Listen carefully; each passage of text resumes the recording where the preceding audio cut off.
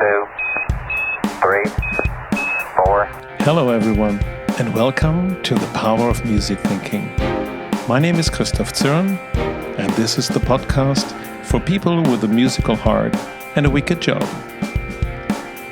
We're looking for stories, insights and tools from the big world of music to inspire leaders and followers to listen, tune, play and perform in whatever field you're operating.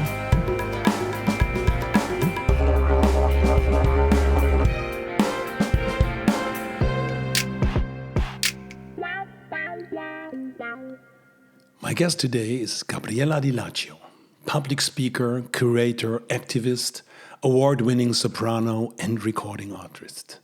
She's one of the leading voices on the fight for gender equality in music, listed as one of the BBC's 100 most inspirational and influential women in the world.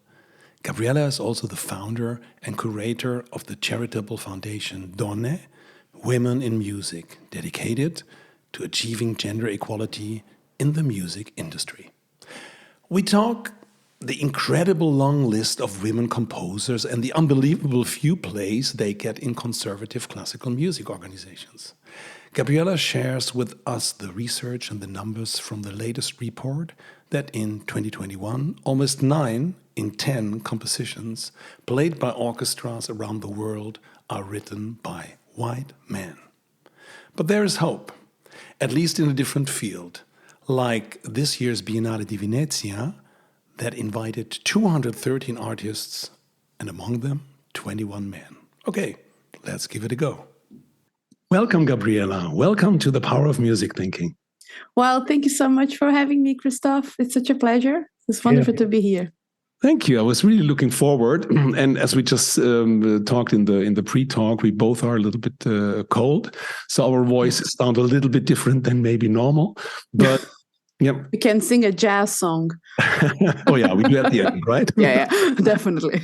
Oh, perfectly.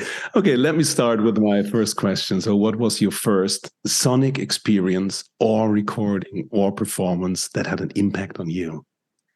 Yeah, I mean, as I said to you just now, I find this question very difficult to answer, as everybody else, I guess. I have...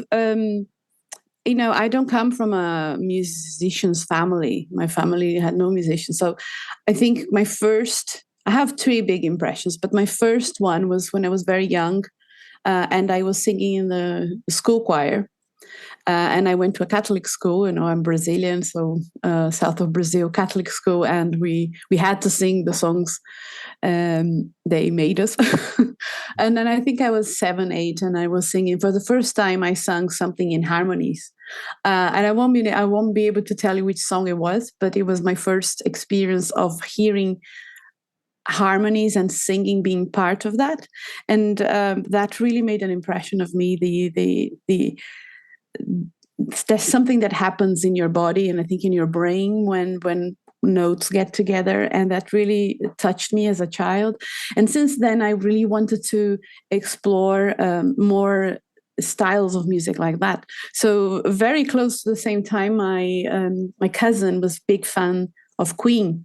And I remember listening to Bohemian Rhapsody, and then it got exactly to the same part when all the harmonies got together. And it was, I don't know, I think it was when I started to get a lot of interest in classical music, because the extension of the harmonies in classical music, they are much wider than what you can experience sometimes in pop music, so it kind of really touches different parts of the frequencies really touch you.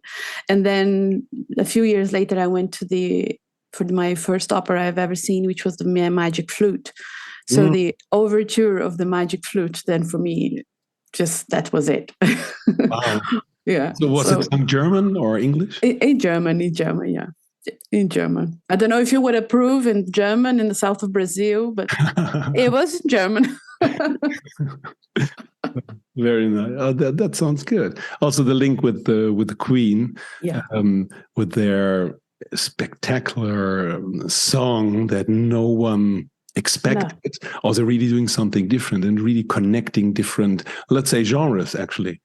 Absolutely, and it's a genius, that they were brave enough to push that, and to, I don't know if you would make it today, with the industry as it is, but at that time, I think the vision that Freddie Mercury had and his colleagues as well, it just, I'm glad they did. It was an iconic.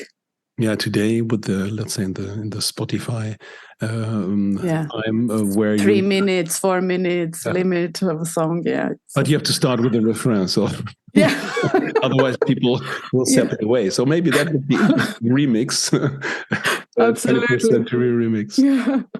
Okay. And also that singing together, experiencing from, hey, when I sing alone, let's say in the bathroom or outside, or for my family, but when you experience that you sing together, or also playing would be maybe the same, but you play together and you feel that it's even richer, and you feel a contact that you can see, but that is there. Wow. Yeah, absolutely. I think I'm biased, because music is my life, of course, but I think music has so much power, and when you are making music together, and I think that's why all of us in the pandemic, we suffered so much, because it was great that we could connect virtually online, and also it has developed into a new communication between artists and the audiences. But for us, it was really tough to be alone and not to feel that energy, not to be making mistakes together, learning together in a rehearsal, and making a piece of music to come to life, because each piece of music only comes to life when we perform it. Absolutely. Yeah. So, but maybe tell a little bit more about you. Who are you, and what do you do? Yeah. So I am Gabriella Di Laccio. I am a classical singer, originally from Brazil, and I moved to the UK to study, and ended up staying here. And singing is my career. I'm a freelance singer, and I sing many different genres, from Baroque music to contemporary as well. So I love doing different styles of music, genres of music within what is called classical music. But I also sing more like for my own pleasure, Brazilian music, with the Brazilian bossa nova when I can. And then 4 years ago, pretty much, I started a foundation here in the UK called Donne, which is women in Italian. Donne, women in music. And that became my second life. I think I'm the opposite of your guests normally, right? I am a classical singer that has a separate life on the side. So this foundation focuses on giving visibility and telling stories and amplifying women in music from past and present. And that happened because, almost by chance, I discovered an encyclopedia on the market here in London, which is a lovely market on Sundays, in South Bank under the bridge. They have those stands with secondhand books and many secondhand things you can buy. And then I found this book, which was 2 big volumes, done in the 80s. And in this book, Mr. Aaron Cohen in the USA listed 6,000 women composers in the history of music, from medieval times until the 80s. And I tell you that on that moment, I felt really ignorant, because I really thought I had missed a very important lesson at the Royal College of Music. And I thought, oh my gosh, I missed something. How can I never heard of these women in my education? At that point, I was already, I had my career. I sing in many different countries. I travel. I sing with different conductors, with different groups, different orchestras. And I never been asked to perform music by women. I knew of the existence of a few because I'm a Baroque music specialist. So when you study Baroque music, you hear about Barbara Strozzi, and then later on you hear about Fanny Mendelssohn or Clara Schumann, but they're always the sister of, the wife of. They don't come alone as a figure of importance. So you always diminish them a bit, even without noticing. You feel, oh yes, this one turned a composer because she was the wife of Robert Schumann. And you don't. I'm being very, very honest, and I think when I found that encyclopedia, I was really shocked. And my first thought was really, oh, this is just a big list. So I went home and didn't tell anybody because I thought the whole world knew and I was the only one who didn't. Yeah. And I started researching. And now we are so lucky that, we have Spotify and YouTube. Even if it hasn't been recorded, somebody has been trying to do something. And people are trying to bring this agenda and the subject since the 70s, actually. I'm not new in what I'm trying to do. There are musicologists, there are people studying the compositions of women and their contribution for years and years, decades. But what I noticed was that they have been doing this in a very academic way, a very in-depth information. And I am not an academic. My whole joy of being a performer is exactly the ability of communicating with people directly and to bringing them in.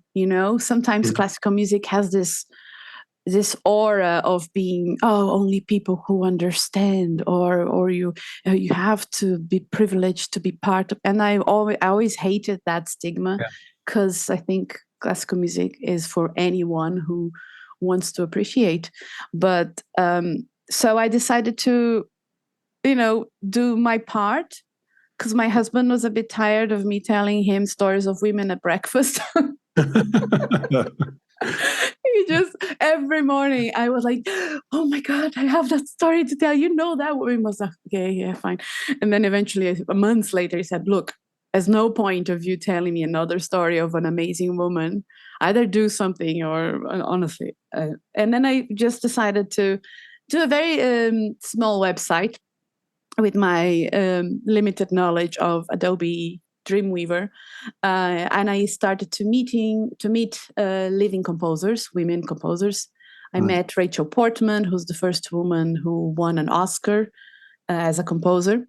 Luckily, she lived here in London, in Notting Hill, and I just wanted to understand why I hadn't been in touch with any or told any stories with all the musical life I had at that point. Anyway, I don't have an answer for that, but I decided to make this little website, and I listed 4,000 women. Wow. Composers on the website. I called the big list of women composers, put the interviews there, pressed send, International Women's Day 2018, and that was it. And I thought, okay, I've done my part. Now I can just go back to my normal life. Right. Published. That's it. It's there. Now it's more. And I always wanted to be accessible. And that's why I collaborated. If you go to the website, you see this very beautiful image at the beginning. I worked with a designer in Spain who works with collage, and we created this first image. There was this woman, and behind her she has lots of eyes, and she collaged eyes of hundreds of women composers into that image, and it's still an iconic way that people will go to the website and they just feel attracted to it from a design point of view, and then they go, what was this about? Which is something I always wanted. So I started to reach out to any person, that when you tell any person, doesn't matter if they want to be musicians or like classical music, when they just tell somebody, that has been this amount of women, and it's not a number. These women produced great work. These women had to face so many adversities. They were respected by their peers. They left substantial works, and then they were written off. And then, because of that, we continue to believe that they didn't exist, or if they did, their work was not strong enough to survive. And we go back into this vicious circle of not having more women following the career, not women seeing themselves. Shall I stop talking for a while? No. Perfect. As long as you have something to say, I won't cut you off. But maybe there's one thing. Yeah. Because with music thinking, I like to make analogies. And because everything that you just said with women music, every listener that is now listening can make the same analogy to their own company, their own way of working. And I think that's the interesting part, because with your research, you just wrote down how many songs by women or pieces by women were performed in 1 year. Maybe you can tell a little bit more about this, because these are, let's say, the numbers. And if we have numbers, then we have a discussion. Otherwise, it's just someone complaining. Absolutely. And I always loved numbers. And that's the bit I didn't tell you. I was going to be an architect, actually. I started my degree in architecture, but I couldn't not have music. So eventually I gave up architecture. And music is frozen architecture, isn't it? Yeah, absolutely. So after I put the website out there, my personal curiosity took me to investigate, because I thought, okay, if I haven't heard this music myself, it's because people are not playing it. It's a logic. So I looked into the top 15 orchestras in the world, as listed by Gramophone magazine back in 2018, and I counted by hand how much music by women they performed in a whole year in the season of that year. So the top orchestras in the world performed 2.3% of the works they presented in their concerts. Only 2.3 were composed by women. Because of that statistic, the Guardian newspaper made an article about it and published. And of course, the project, which it was a project now as a foundation, became international. And that on that day, I started to receive messages from women from all over the world saying, "Oh my gosh, thank you so much. I'm a composer. Can you add me to your list?" And that told me that something that I already knew, that the power of numbers. It's the power of music and the power of numbers, because we have a lot of feelings. We rely on feelings, and the feelings sometimes are manipulated by the media. So you see more women getting recognition, yes. You see more women in music, yes. You see more women composers, yes. You know they exist. But when you look at the numbers, you can see that everything you see is very superficial. So since that first year, I continued to do research every year, and we continue to increase the amount of the research of all the different things we include. So this year, we just published about a month ago the latest study. So we looked into 111 orchestras around the world. And so it has moved up from 2.3 to 7.7. Wow. So 20,400 pieces. That's the amount of pieces we looked into. Wow. And out of those 20,000. So, but this is, if we put them all together, right, all the orchestras together, 7.7% were composed by women.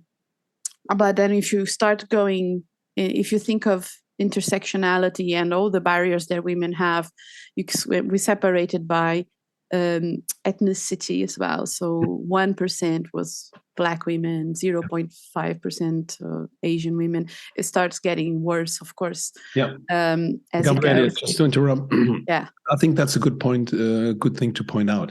In your foundation, it's about equality in music. So it's not only about women. It's also about and that's a very modern theme at the moment.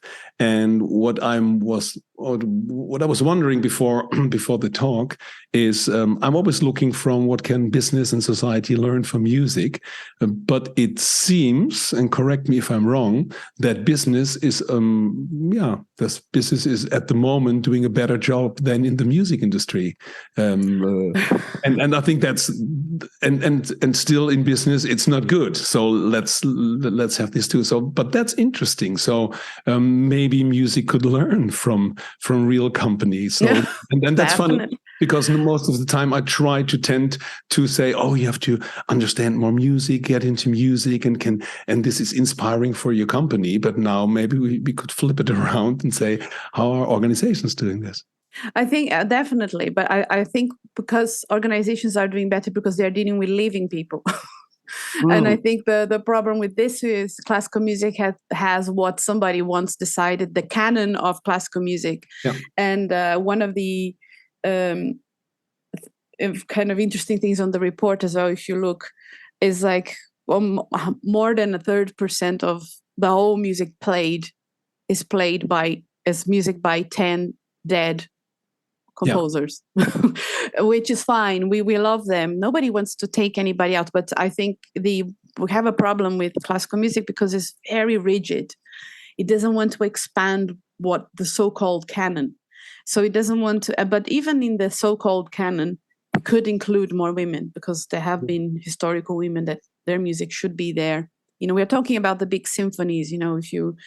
If you want to go and see Beethoven, somebody says, oh, but I don't want to hear Beethoven and then a contemporary music. That's fine. But we can still find high level quality music by a woman to sort of just to raise awareness on the audience as well, because we are all growing up believing that only men wrote genius pieces.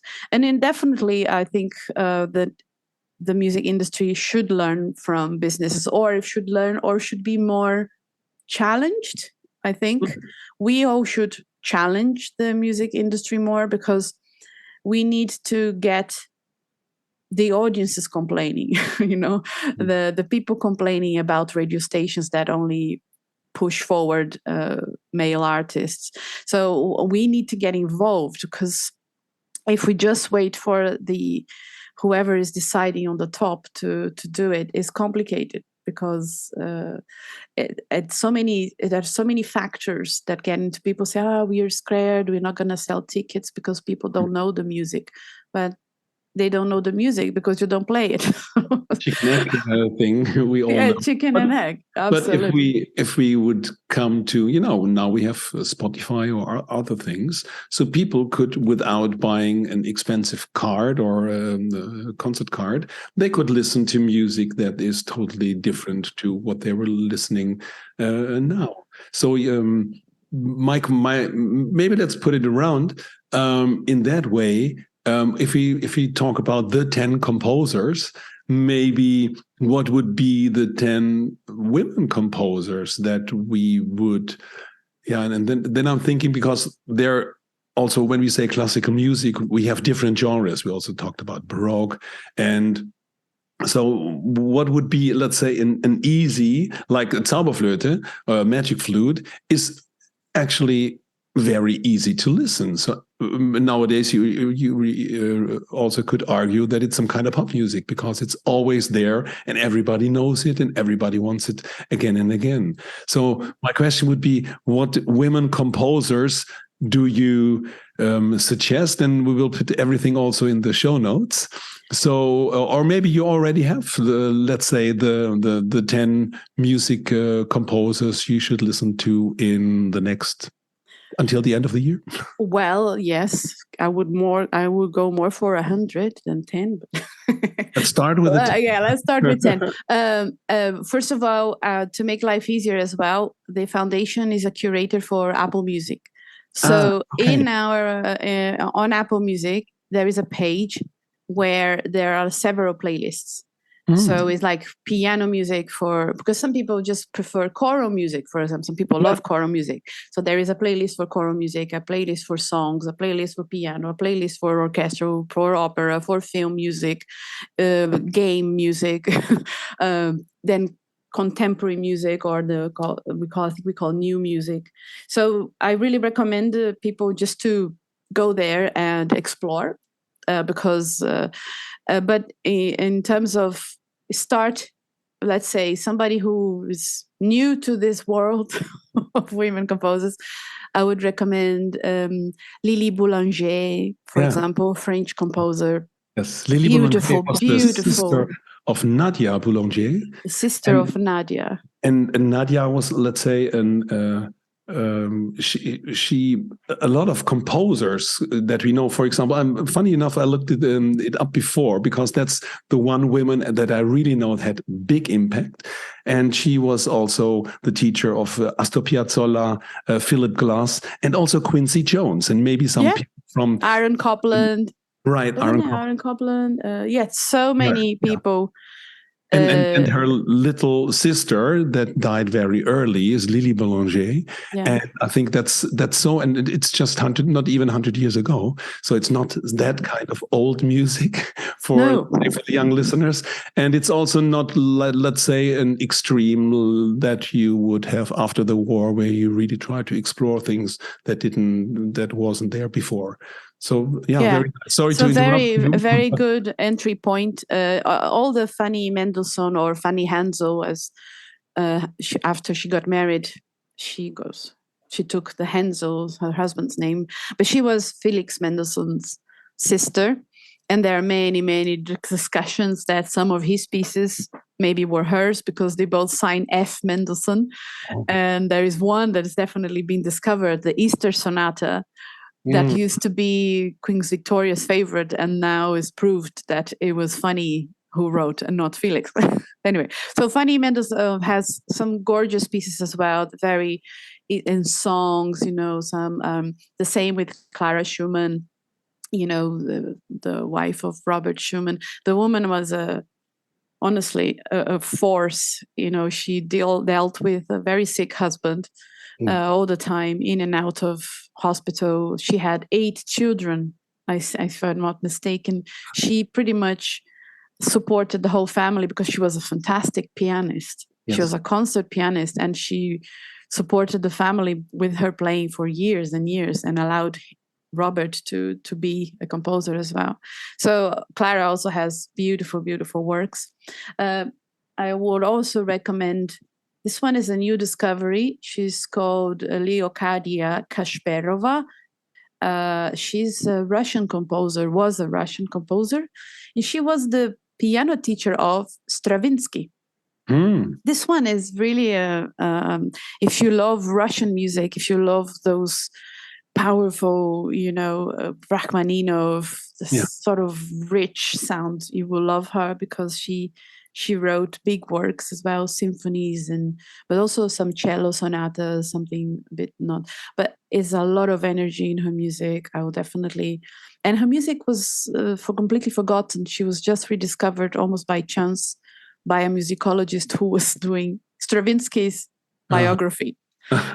He got very curious to find out who was his piano teacher, and ended up finding her music, and now it's published, her whole catalog. More music is coming. Many stories also. Many stories. That's the thing with all this. Florence Price, maybe you've heard of her. So Florence Price was an American composer. And again, when you think about role models, right? Florence Price was a Black composer who got a lot of respect from her peers in her time. And we are not talking 300 years ago. We are talking,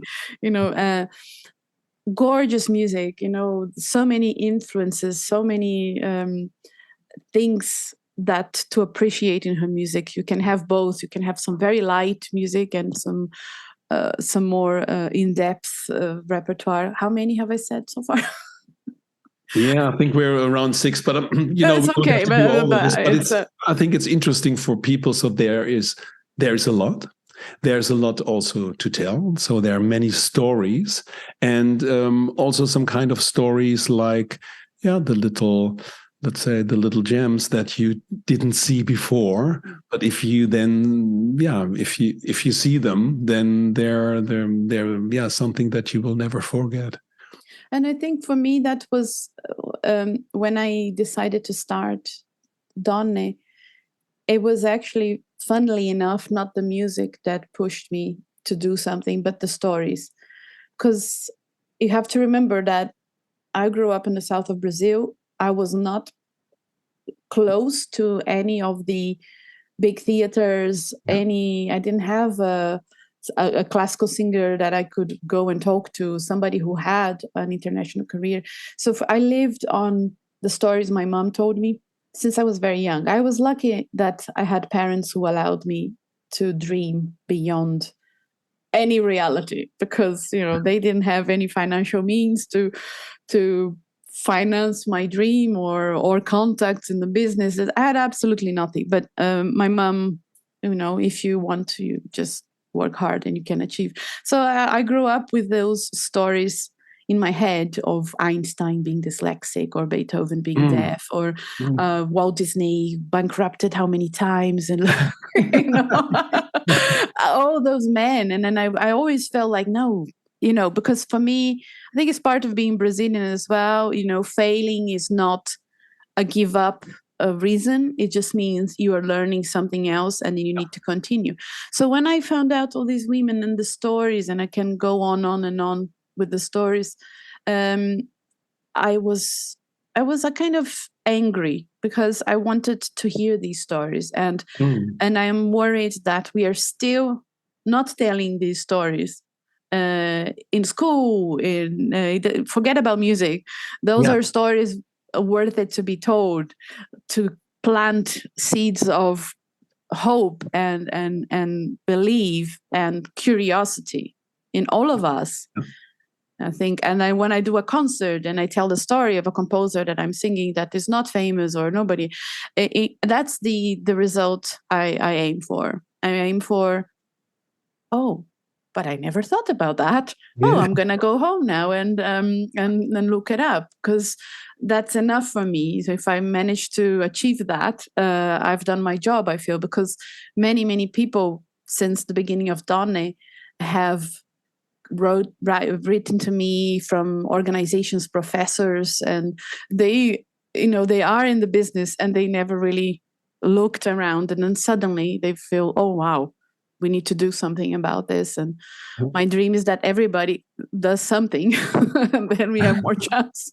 I like that very much, because what's so interesting with all these Apple Music, Spotify, all these streaming services, everything, all these radios, where we have the idea, oh, wow, there's so much out there.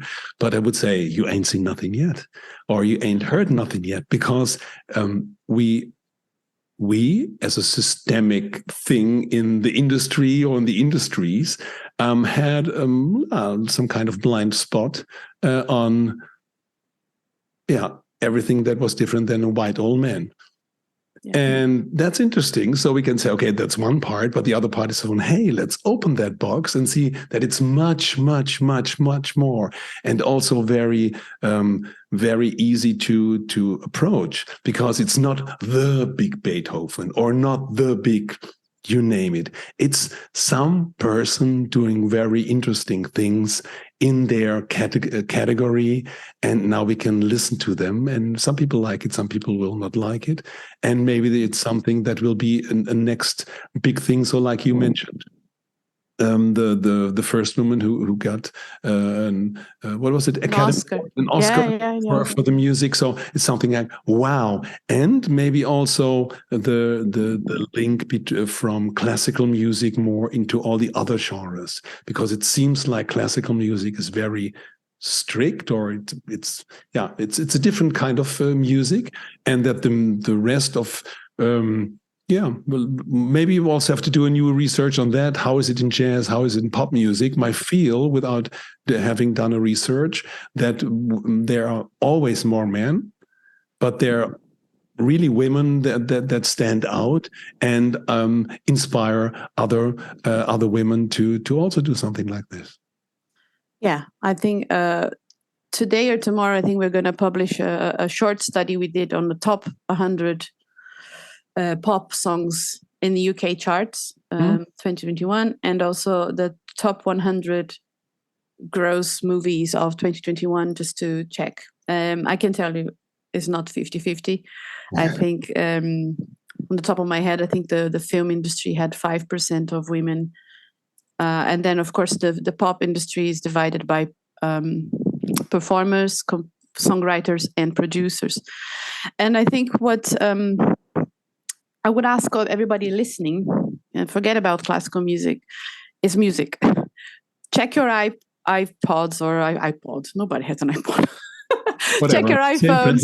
Just check your playlist. Just check your playlists and count how many of the artists you are normally listening. Pay attention. Start paying attention. Yeah. And if you are not doing 50-50 or close, just search for more women to support. Because first of all, we are 50% of the population. So if we are not seeing 50-50, we are kind of implying that there are not as many talented women in the world somehow. It's underlined there. And of course, nobody believes that. We know it's not true because we know there are a lot of talented women. So if they are not being given the enough opportunities to share their talent, we need to question. We need to question ourselves first, because on the background, I can tell you there are lots of women feeling invisible. There are lots of women not feeling their work has any worth. And it's funny because as a singer, I always felt like if I want to sing, I go in the corner and I sing. And you just pass by me and you might like me or not. But when you write something, you need performers to perform your work. And that's the bit that people forget. And now, more than ever, composers are making living as composers because they write for video games, for Netflix, for podcasts, for movies. So we're not only talking about, oh yeah, she's missing an opportunity to write a symphony. No, because although the industry is old-fashioned, the new composers are not old-fashioned. They are very fluid in what they write, and they want to write for everything. Nobody wants to be labeled anymore, you know. Absolutely, and maybe that's a very good, let's say, sum up of our conversation. On one part, it's about equality in music, and it's about fluid genres. Yeah. So I always mention that in Spotify there are 6,000 different genre types, but I always say just that people understand there's quite a lot of, let's say, categories that you could be in. But at the very end, it's so what? Yeah. So it's music. Yeah, right. So we don't need something like a genre style, but it helps us to explore more. Maybe one practical question at the end of our talk. You mentioned curators at Apple Music. Are these men or women? The curators, well, we are curators on the classical music page. Ah, all right. Yes. So they're all companies. So it's kind of the Carnegie Hall or Gramophone magazine, or so they're not individuals. So I don't know who is the person behind doing the curation, but I can tell you that if you look on that page, we are the only ones that focus on equality. Yeah, everybody else. And then I think that's another thing to pay attention as well when you mention, just go to Spotify and listen and search for things. We have another problem that people are recording the same stuff all the time. So how many email? I have a newsletter from some classical music magazines, for example. I receive new recording of Beethoven Sonata number blah blah blah, new recording of Tchaikovsky's this, new recording. So if a work is not recorded, doesn't go to Spotify. There are thousands of works by women that have never been recorded, and that's a real problem because then doesn't go to the radio, doesn't go to Spotify, doesn't get familiarity. And but isn't this a very low-hanging fruit in that way, that people who make the decision to record for the, I don't know how many time, Beethoven the Fifth, they have some kind of guarantee that they can sell it. and that the market wants it in but air quotes, and that keeps this not very innovative industry in what they have, because it's an easy decision. That's also the analogy to the business. Yeah. If you always do something like, but this works, it worked, and let's give it a try. Oh, people still want it. Why should we come up and invest into a new innovation? Because wow, this would be a risk. On the other hand, you also have in business the breakthrough killer innovation that everybody's looking for. But they as long as they can make money with the way of thinking they have, they will. I think that's a perfect analogy, and this is very much business analogy. And I'll try not to sound too angry. But I want to cheer you up. Yes, I think exactly as you said. There is fear. There's a lot of fear of not selling, so people go for the safe option, definitely. But what I realize that people are not realizing how many millions of people they could be actually bringing in. Yeah. And this is the bit I don't understand why they don't realize, because there are millions of people that want to be part of the classical music world, but they just need to feel a bit more welcome. They just need to see music that reflects a bit more their culture, and this music exists. So it's a huge business opportunity for me in my soprano, classical professional soprano point of view, that it's a huge missed opportunity to make a lot of more money for the industry if you would include different things, record different things, and create a parallel world of classical music running parallel to eventually mix at the end in this new world, which is so necessary. So there's big potential, and I told you in our pre-talk that this year's Biennale in Venezia, in Venice, they had 213 artists, which of 21 were men.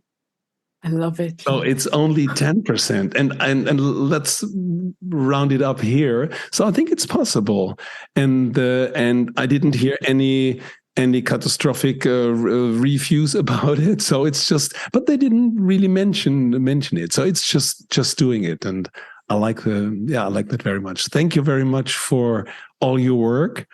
Thank you for all the insights, and I will put everything that you sent me in the show notes, about Donne, and where people can also get that material to get into a talk about let's say quality in music, business, and maybe society. Thank you very much, Gabriella. My pleasure. Thank you so much, and stay in touch, and be a pleasure to talk to you. Thank you so much for listening. I really appreciate this, because listening is one of the top leadership skills, and I feel honored about this. It is my mission to find, create, and share inspirations for meaningful collaboration based on music analogies. If you want to support this, please subscribe to the podcast, give us a rating, or write a review on iTunes or Spotify. And more inspirations can be found on musicthinking.com. We have a blog, and you can download the Music Thinking Framework. And finally, I would love to hear your feedback. And if you need help with a business challenge, please reach out to me via email, podcast@musicthinking.com.